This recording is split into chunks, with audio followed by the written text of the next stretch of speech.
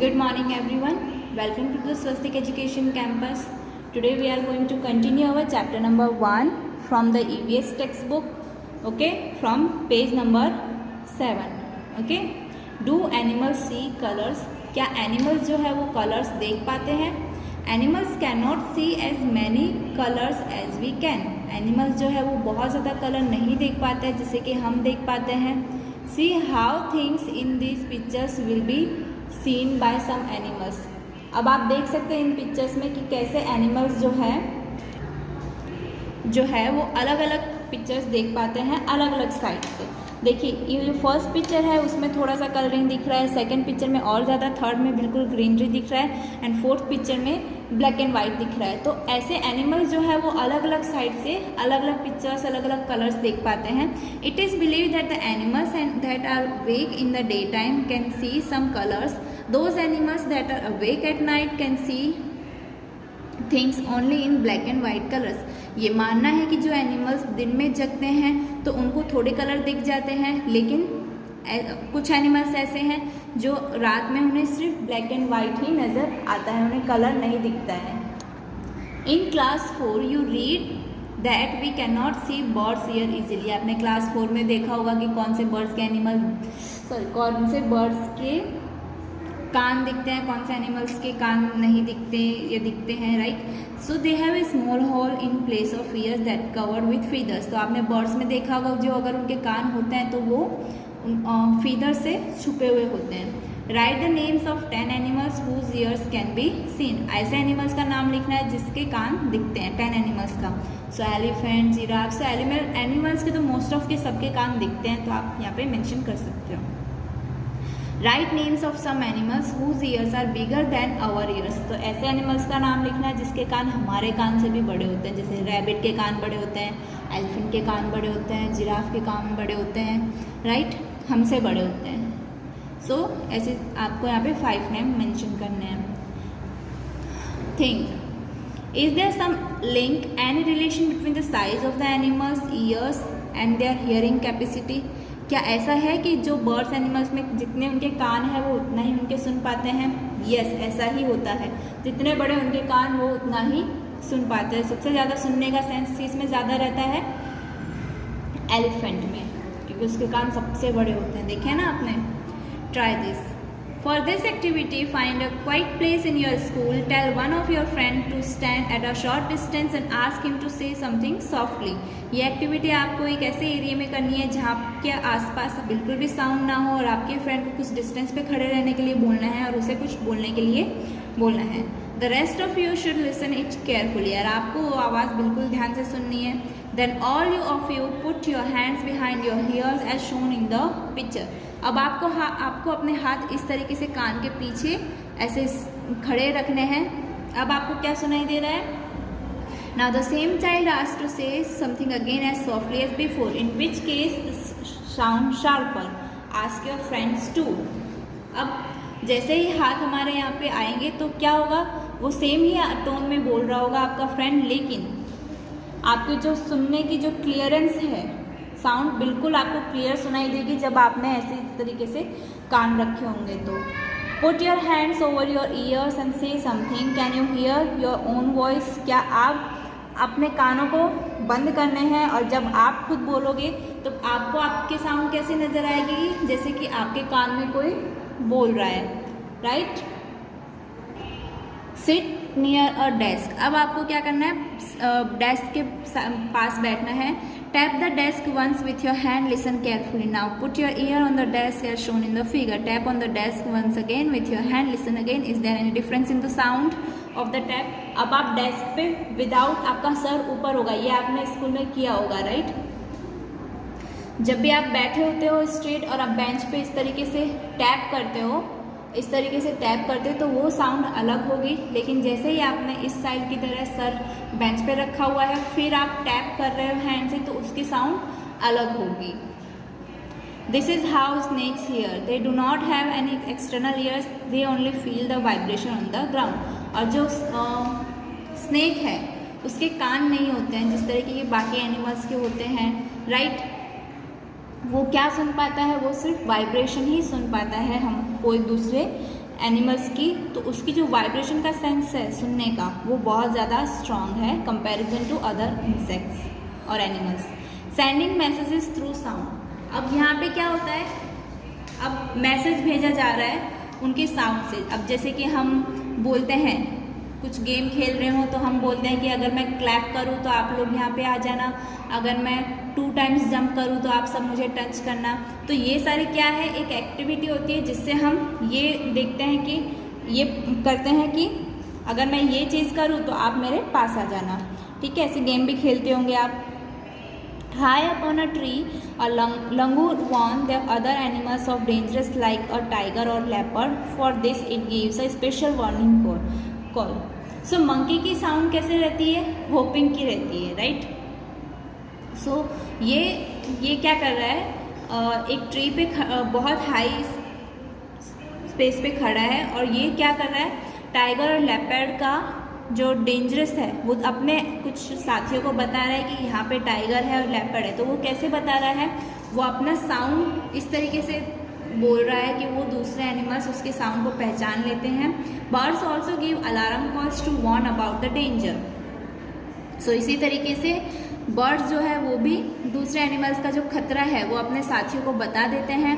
Some birds make different sounds of different kind of danger.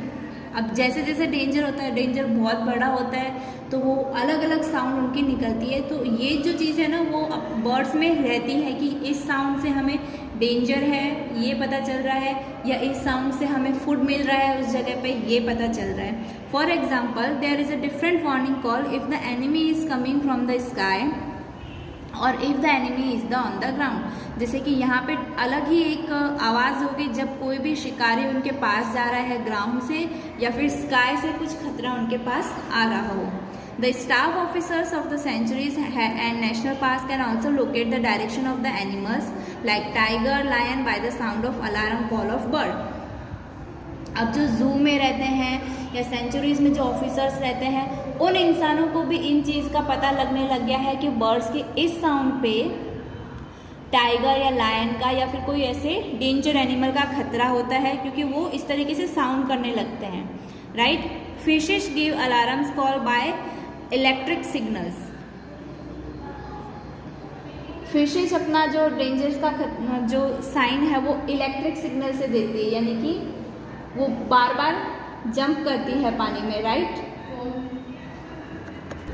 यानी कि वो बार बार पानी में अप एंड डाउन हो रही है, यानी कि वहाँ पे कोई डेंजर है। सो ऐसे बहुत सारे इंसेक्ट्स का, बहुत सारे एनिमल्स का एक अलग ही साइन रहता है जो सिर्फ उन्हीं लोगों का ग्रुप पहचान पाता है या फिर सेंचुरीज नेशनल पार्क्स के officials. Some animals start behaving in a different way when an earthworm or storm is about to come. कुछ एनिमल जो है वो बहुत ही अलग तरीके से बिहेव करते हैं जब कोई भी खतरा या फिर भूकंप आने को लगता है। जैसे कि डॉग जो है, डॉग को पता चल जाता है कि यहाँ पे भूकंप आने वाला है, तो ये जो सेंसेस है ना, हमसे पहले डॉग्स मतलब एनिमल्स को पता चल जाता है कि हमारे पास भूकंप आने वाला है या पानी की वेव आने वाली है, क्योंकि वो बहुत दूर से स्मेल कर लेते हैं या फिर देख लेते हैं, राइट। यहाँ पे देखिए क्या दिया हुआ है। In 2004, few tribes that live in the forest of Andaman Island noticed the animals behaving a different manner. They guessed some danger, so they moved away to a safer of the play island. Soon after, the island were hit by the tsunami, but these peoples were saved. 2004 में क्या हुआ, एक जाति के जो लोग हैं वो जंगल में रह रहे थे। कौन से जंगल में? अंडमान आइलैंड के ऊपर। सो वहाँ पे जो एनिमल्स थे वो कुछ अलग ही बिहेव करने लग गए, यानी कि वो नॉर्मल जो बिहेव करते हैं, जिस तरीके से रहते हैं, वो उनसे बिल्कुल अलग करने लगे। ऐसा लग रहा था मानो कोई डेंजर आ रहा है। तो लोगों ने उस चीज़ को लिया, सीरियसली लिया, और वो लोग वहाँ से खाली करके चले गए और दूसरी जगह सेफ प्लेस पे चले गए। और कुछ ही देर बाद में वहाँ पे बहुत तेज सुनामी आती है, जिससे सारे जो घर वार है वो टूट जाते हैं। लेकिन वो लोग पहले ही उन्होंने देख लिया था कि जो एनिमल्स है वो अलग बिहेव कर रहे हैं, तो इस वजह से जो लोग थे उनकी जान बच गई थी।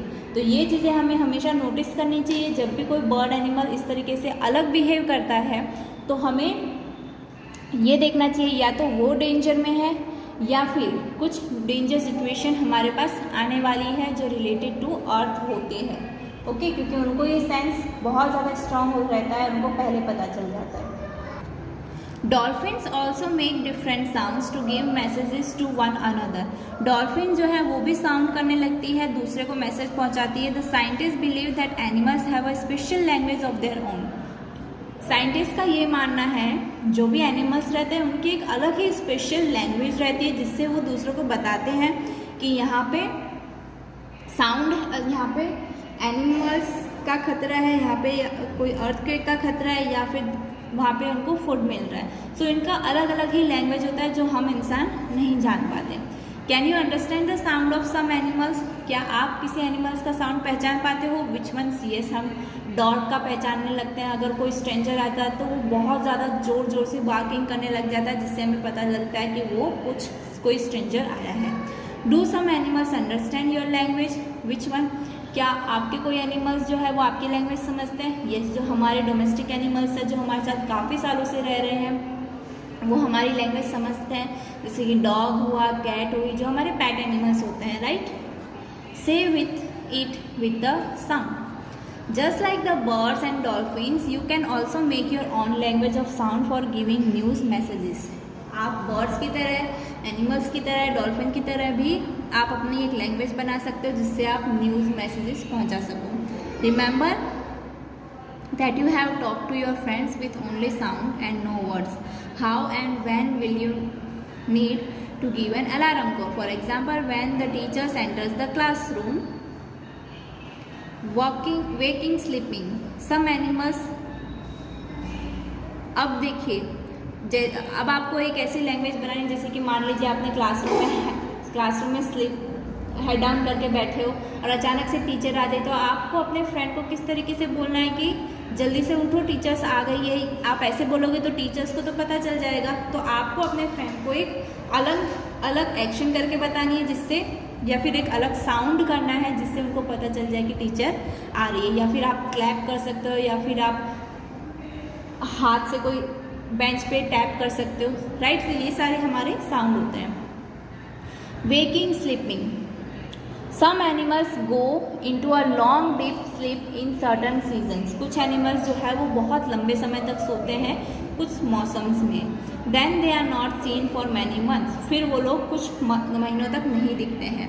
Have you notice that during the cold season you can not see any lizard in your house? क्या ठंडियों के मौसम में आपने जो लिजार्ड होती है वो आपके घर में मोस्ट ऑफ नहीं दिखेगी? तो ऐसा क्यों होता है?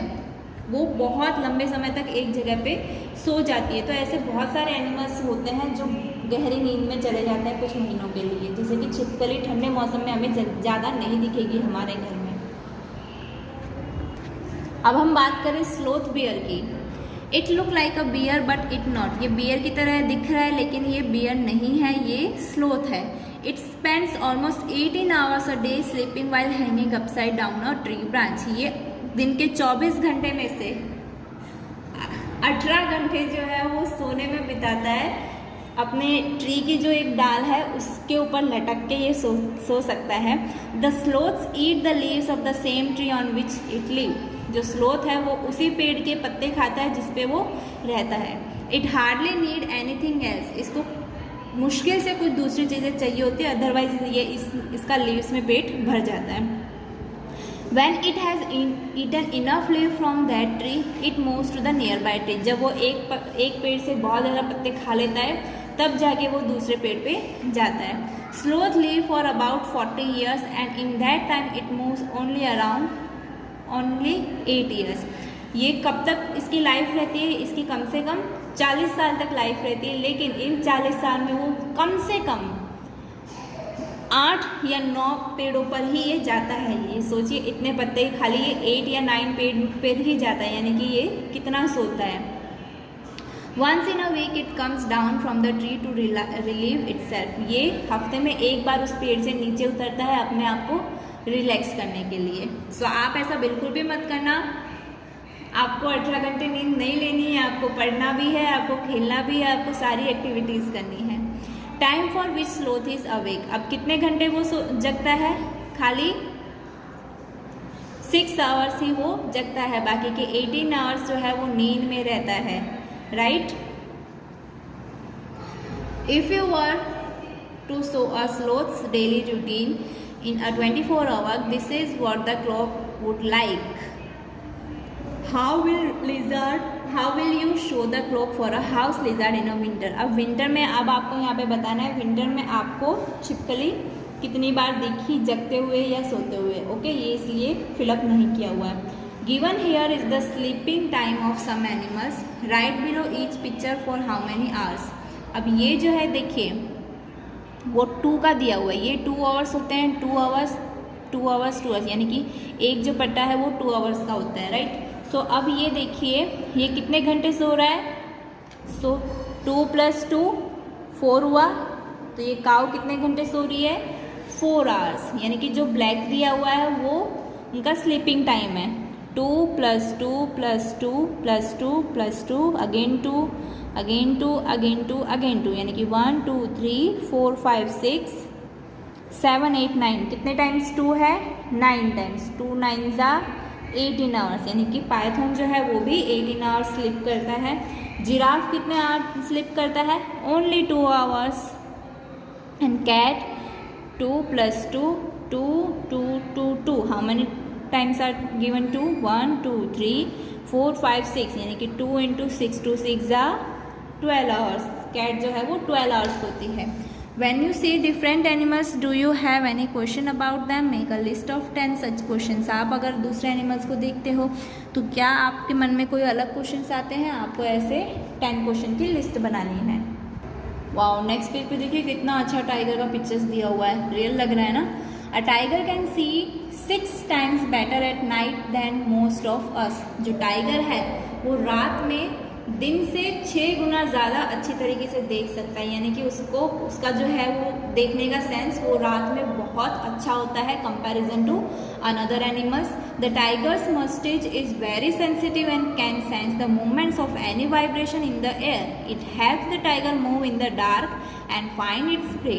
टाइगर की जो ये मूछें होती है इनका जो सेंस होता है किसी को सुनने का वाइब्रेशन से ही, हवा के वाइब्रेशन, यानी कि हवा की वाइब्रेशन जिस तरीके से जाती है, यानी कि दूसरे एनिमल्स जब चलते हैं तो उनकी जो साउंड है, उनकी जो वाइब्रेशन है वो इसकी मूँछों से पता चल जाता है कि यहाँ पे कुछ डेंजर है और वो अंधेरे में जाकर छिप जाता है और अपने शिकार को ढूंढता है. A tiger sense of hearing is so sharp that it can make out the difference between the rustling of the leaves and the sound of an animal moving on the grass. The ears of the tiger can move in the different direction which help to catch the sound from all around. Tiger का जो सुनने की क्षमता है वो भी बहुत ज़्यादा स्ट्रांग है.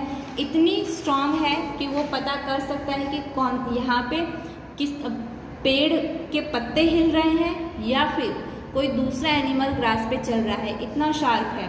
उसके जो कान है उसकी पोजीशन डायरेक्शन जो है वो चेंज होती रहती है जिससे वो इजीली पता कर सकता है कि कौन से डायरेक्शन में क्या चीज़ चल रही है. Tigers make different sounds for different purpose like when it is angry or to call out to a tigress it can also roar and snarl. It roar can be heard up to 3 kilometers away. Tigers भी अलग अलग sound निकालता है जब वो गुस्सा होता है या फिर उसको अपनी शेरनी को बुलाना होता है. तब वो जब रॉर कर रहा था, घुर्राता है, तब उसकी जो आवाज़ है वो 3 किलोमीटर दूरी तक सुनाई देती है. Each tiger has its own area which may cover several kilometers. Tiger mark their area with their urine. A tiger can at once come to know if there is another tiger in its area by the smell of the urine. A tiger will avoid going into the another tiger's area. एक tiger जो है वो दूसरे tiger के area में बिल्कुल नहीं जाता है और उनको अपना एरिया किस तरीके से मार्क करना होता है, उनके यूरिन के स्मेल से. ओके, वो अपना एरिया जो है वो यूरिन की स्मेल से ही कवर अप करते हैं. Okay. A tiger is one of the most alert animals and yet today tigers are in danger. Tiger जो है वो बहुत ही ज़्यादा अलर्ट एनिमल्स होते हैं. उनको बहुत जल्दी पता चल जाता है comparison to another animal situation कैसी है कैसी नहीं. लेकिन फिर भी आज टाइगर्स डेंजर्स में हैं. Why do you think are there dangers to the existence of tigers in the jungle. तो आपको क्यों लगता है कि जो टाइगर्स का जो एग्जिस्टेंस है वो ख़त्म हो रहा है, डेंजर ख़त्म हो रहा है जंगलों में? क्योंकि आज के टाइम पे हम एनवायरनमेंट जो है वो बहुत ज़्यादा घटता जा रहा है। हम हमारी ग्रेडी के लिए कुछ लेदर्स का यूज़ करने के लिए हम उनकी स्किन का यूज़ करते हैं, एनिमल्स की स्किन का यूज़ करते हैं, उनकी स्किन का यूज़ हम और भी कई चीज़ों में के लिए करते हैं, right. Are human beings also a threat to animals? How? क्या ह्यूमन बींग्स जो है क्या एनिमल्स के लिए एक खतरा है? यस, वो अपने ग्रेडी के लिए, अपने लालच के लिए वो लोग कुछ भी कर सकते हैं, राइट। वो उनका घर हटा देते हैं, यानी कि जंगल को काटने की कोशिश करते हैं, तब जाके जो एनिमल्स है वो दूसरा देखते हैं, दूसरी जगह देखते हैं रहने के लिए, जिससे उन लोगों को काफ़ी परेशानी होती है, उनका फूड छूट जाता है, उनका घर छूट जाता है। तो इस वजह से एनिमल जो है वो एक जगह से दूसरी ओर जाते हैं। कुछ लोग मार भी देते हैं, कुछ लोग शिकार के बहुत शौकीन होते हैं, तो इस वजह से वो लोग भी, लेकिन आज के टाइम पे शिकार करना बैन है। Do you know that today many animals are killed and their body part are sold? आप जानते हो कि बहुत सारे एनिमल्स को मारकर उनके जो बॉडी पार्ट्स हैं वो बेचे जाते हैं। जैसे elephants are killed for their tusk, rhinoceros for its horn, tigers, crocodile, snake for their skins, musk deer are killed just to make a little scent from it musk. People who hunt animals are called hunters. Elephant के जो tusk होते हैं, उसके जो दांत निकले होते हैं, वो उनके लिए मारे जाते हैं। राइनासोर्स को उनकी सींगों के लिए मारा जाता है, और टाइगर, क्रोकोडाइल, स्नेक हुए उनको उनकी स्किन के लिए मारा जाता है। तो ये सारी चीज़ें क्या होती है, मार्केट में बिकती है। जो लोग इन लोगों को मारते हैं उनको शिकारी यानी कि हंटर्स बोलते हैं, okay. Like tigers and lions of the number of many other animals in the country is reducing. Tiger और लायंस की तरह हमारे आसपास बाकी एनिमल्स की भी काउंटिंग बहुत कम हो रही है। There is a danger that some of them will soon disappear. हमें आज कुछ एनिमल्स, कुछ बर्ड्स दिखते भी नहीं है, जैसे कि स्पैरो है। मोबाइल के रेडिएशन की वजह से हमारे आसपास स्पैरो भी दिखनी बंद हो गई है। To protect the animal, our government has declared some forest as protected areas. इनको प्रोटेक्ट करने के लिए हमारे गवर्नमेंट ने कुछ एरिया को प्रोटेक्टेड एरिया के नाम से बता दिया गया है, जहाँ पे वो लोग सिर्फ फॉरेस्ट रखेंगे, उन्हें बिल्कुल भी हार्म नहीं करेंगे, जिससे कुछ एनिमल्स वहाँ पे रह सकते हैं। Some of are them Jim Corbett National Park in Uttarakhand and Ghana in Bharatpur district of Gujarat Rajasthan, Gir National Park, Kalyan National Park, Marine National park and Vansda National Park are in Gujarat. जैसे कि Jim Corbett National Park Uttarakhand में है, घाना जो है वो भरतपुर में है जो कि राजस्थान में आया। अब हमारे गुजरात में Gir National Park, Kalyan National Park, Marine National Park, ये सारे जो है वो हमारे गुजरात में है, जहाँ पे हम बर्ड्स एनिमल्स को देख पाते हैं। Where are other such national park and sanctuaries in India? तो ऐसे कहाँ पे नेशनल पार्क्स एंड सेंचुरीज है हमारे इंडिया में? तो ऐसे बहुत सारी प्लेस है जहाँ पे हमें ये सारी चीज़ें देखने के लिए मिलेगी। हम नोटबुक में ये आंसर्स को देखेंगे। Collect information in these and right a report, आपको उसके ऊपर रिपोर्ट भी लिखनी है, ओके। तो यहाँ पे आपका जो चैप्टर है वो फिनिश होता है। आपको यहाँ पे रीडिंग करनी है अच्छे से, सब हार्ड वर्ड्स के ऊपर अंडरलाइन करनी है, उसको वापस रिपीट करना है, ओके। Thank you.